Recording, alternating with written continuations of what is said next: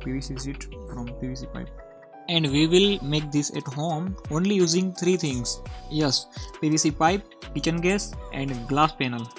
You can take any size of PVC pipe. Make sure gas flame not high because PVC pipe will burn.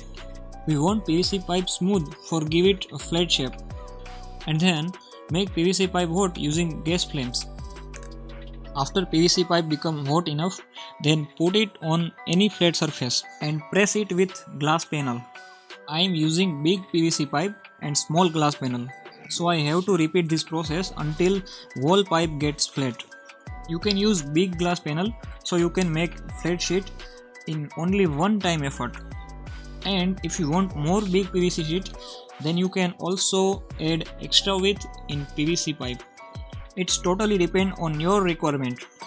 I have to repeat my process 3 or 4 times. I want to use this PVC sheet in my RC truck project. I will use this PVC sheet in truck cabin, front axle, rear axle, tires and many other spare parts. So you can see how I make this PVC sheet at home using only 3 things. After all process done, you get a perfect PVC sheet like this. You can use it in every DIY creation that you want.